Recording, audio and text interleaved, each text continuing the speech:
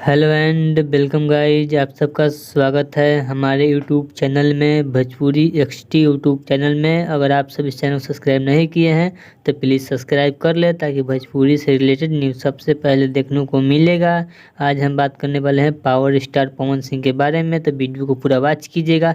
आप power star के fan हैं तो चैनल को सब्सक्राइब कीजिएगा। चलिए वीडियो में आगे बढ़ते हैं। तो कुछ देर पहले पवन सिंह औरंगाबाद के कोई मंदिर में गए थे बिन कोई जानकारी के, फिर भी वहाँ पे लाखों की संख्या में भीड़ उमड़ पड़ा, जो हमारे डिस्प्ले पर चल रहा है।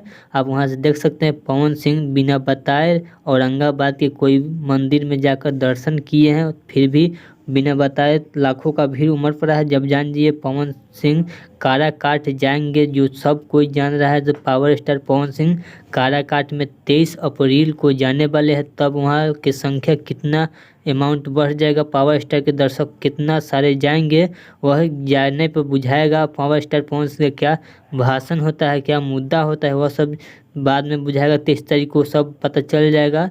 चलिए, अगर वीडियो आपको अच्छा लगा तो प्लीज़ चैनल सब्सक्राइब करें ताकि भोजपुरी से रिलेटेड न्यूज़ सबसे पहले देखने को मिलेगा। चलिए मिलते हैं एक न्यू अपडेट के साथ, तब तक ओके बाय।